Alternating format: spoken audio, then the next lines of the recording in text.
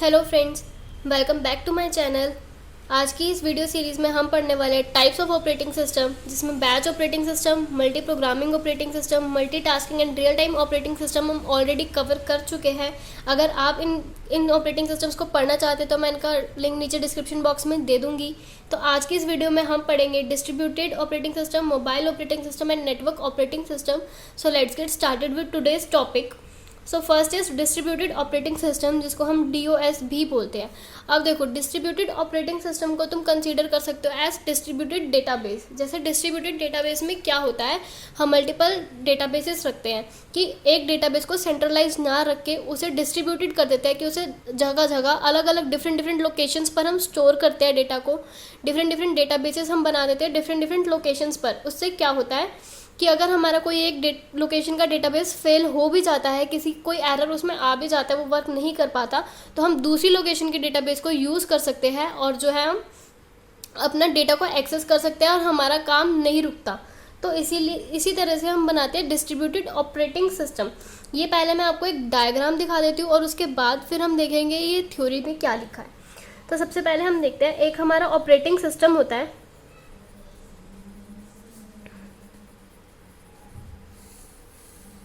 ठीक है, अब ऑपरेटिंग सिस्टम में क्या होता है, ये कनेक्ट होता है डिफरेंट नोड्स से। ठीक है, नोड्स यानी कि जितने डिफरेंट सिस्टम्स होते हैं उनसे, ठीक है, जो अलग अलग लोकेशन पर प्रेजेंट होते हैं। हर सिस्टम का अपना एक CPU होता है, एक डिस्क होती है उसके पास, और मेमोरी होती है। ठीक है, ये हमारा एक सिस्टम है, या फिर आप कह सकते हो ये हमारी एक नोड है। ठीक है, नोड 1 कह दिया हमने, लेट्स से इसे। ठीक है, इसी तरीके से हमारे पास मल्टीपल नोड्स होती है, जिनके सबके पास अपने अपने रिसोर्सेज होते हैं। ठीक है, जितने भी रिसोर्सेज होते हैं, जैसे कि मेमोरी, डिस्क, CPU, ठीक है, कोई भी ऐसा जो रिसोर्स है, सबके पास अपना अपना इंडिविजुअल होता है। ठीक है, ये नोड 2 हो गया। इसी तरीके से हम बना देते हैं यहाँ पे नोड 3,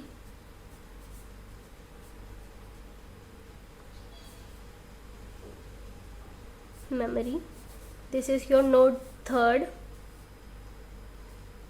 ठीक है, हमने 3 ही नोड बना दी। ठीक है, अब ये 3 डिफरेंट लोकेशंस पर प्रेजेंट होती है नोड्स, या फिर इसको आप बोल सकते हो सिस्टम। ठीक है, ये है ऑपरेटिंग सिस्टम। ठीक है, अब ये क्या कह रहा है, a distributed operating system is one in which several computer systems, यानी कि ये सिस्टम्स, ठीक है, are connected through a single communication channel, जो एक सिंगल कम्युनिकेशन चैनल के थ्रू कनेक्टेड होते हैं। कम्युनिकेशन चैनल यहाँ पे क्या है, ऑपरेटिंग सिस्टम। ठीक है, अब इसमें क्या है, इंडिविजुअल प्रोसेसर्स एंड मेमोरी, तो यानी कि सबके पास अपने इंडिविजुअल प्रोसेसर्स होते हैं, मेमोरी होती है। ठीक है, connected through a single channel से कनेक्टेड है। Considered as a single unit, जिसको हम एक सिंगल यूनिट बोल सकते हैं। इस पूरे को हम एक सिंगल यूनिट बोल सकते हैं, जिसको बोलते हैं लूजली कपल्ड। अब देखो, लूजली कपल्ड क्यों बोला, क्योंकि वो दूर है, डिफरेंट लोकेशंस पर है, इसलिए हमने उसको बोला लूजली कपल्ड। टाइटली कपल्ड क्या हो गया, जो पास हो। लूजली कपल्ड मतलब जो दूर है, तो ये डिफरेंट लोकेशंस पर है ना, इसीलिए हमने इसको बोला लूजली कपल्ड। ठीक है, यहाँ पे मैं आपके लिए लिख देती हूँ, nodes are present at different locations. ठीक है, डिफरेंट लोकेशंस पर प्रेजेंट होती है हमारी ये नोड्स।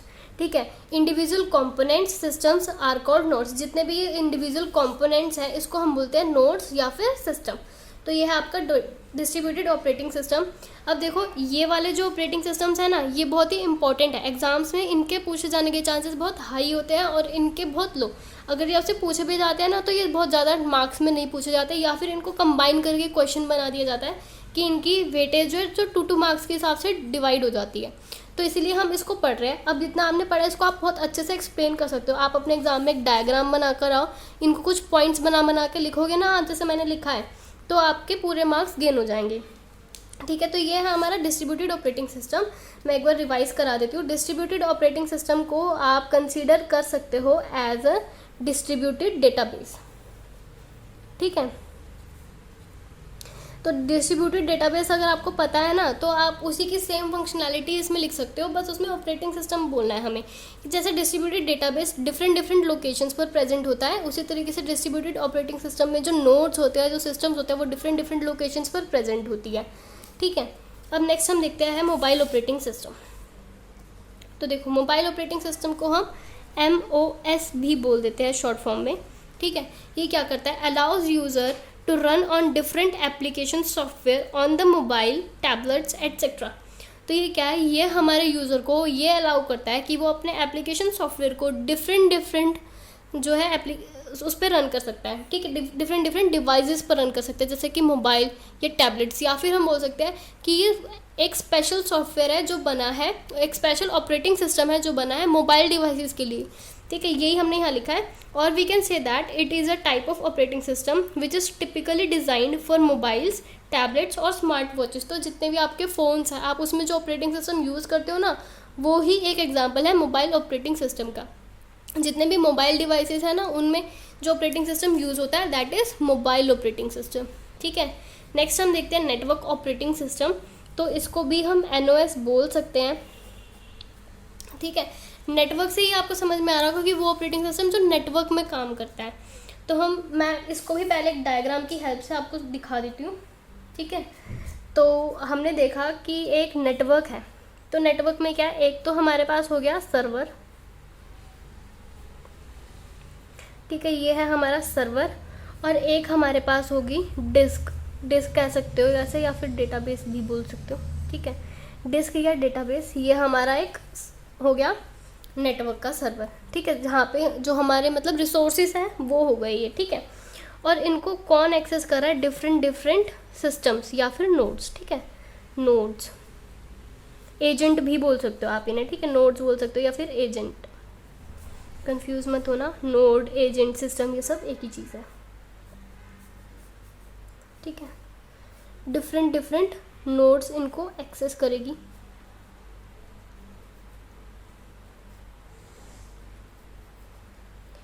ठीक है। तो ये क्या है, हमारा नेटवर्क ऑपरेटिंग सिस्टम, ठीक है। डायग्राम है ये नेटवर्क ऑपरेटिंग सिस्टम का। तो इसमें हमने क्या देखा कि हमारे पास डिफरेंट नोड्स हैं जो कि रिसोर्सेज को एक्सेस कर रही है, जो कि एक नेटवर्क में प्रेजेंट है, एक नेटवर्क में है ये सारे, ठीक है। तो अब देखो, it is a software that connects multiple devices and computers on the network. Multiple जो डिवाइसेस है या फिर जो कंप्यूटर्स हैं नेटवर्क में, उनको कनेक्ट करती है, and allow them to share resources on the network, और वो नेटवर्क के थ्रू अपने रिसोर्सेज को शेयर कर सकते हैं। It allows devices like disk, printer etcetera to be shared between computer nodes. जितने भी हमारे कंप्यूटर नोड्स हैं, इनके बीच में हम अपने रिसोर्सेज को शेयर कर सकते हैं। तो रिसोर्सेज में क्या क्या, जैसे डेटाबेस, सर्वर है ना, या फिर प्रिंटर्स, डिस्क, मैंने कहा था ना, इसको आप डिस्क भी बोल सकते हो और डेटाबेस भी। तो यहाँ पे मैं लिख ही देती हूँ, ठीक है, डिस्क, ठीक है। तो इनको शेयर करते हैं। इसका एक अगर मैं आपको एग्जांपल दूँ, तो जैसे हमारा LAN होता है ना, लोकल एरिया नेटवर्क, तो लोकल एरिया नेटवर्क, ठीक है, ये भी जो है एक नेटवर्क ऑपरेटिंग सिस्टम का ही एक एग्जाम्पल है। अगर आप लोकल एरिया नेटवर्क ये जो है इसको आप डिटेल में पढ़ना चाहते हैं, तो मैं इसकी भी एक वीडियो का लिंक आपको डिस्क्रिप्शन बॉक्स में दे दूँगी। ये जो है वैसे कंप्यूटर नेटवर्क्स का टॉपिक है, जिसमें लोकल एरिया नेटवर्क है ना, मेट्रोपोलियन एरिया नेटवर्क, ये सब आता है। तो इसका भी मैं आपको एक लिंक डिस्क्रिप्शन बॉक्स में नीचे दे दूँगी। तो ये होता है हमारा नेटवर्क ऑपरेटिंग सिस्टम। तो आज के साथ हमारी इस वीडियो यहीं पे हमारी वीडियो ख़त्म होती है। अगर आपको ये वीडियो पसंद आई हो तो इसे लाइक ज़रूर कीजिएगा, share it with your friends, subscribe to my channel. Thank you.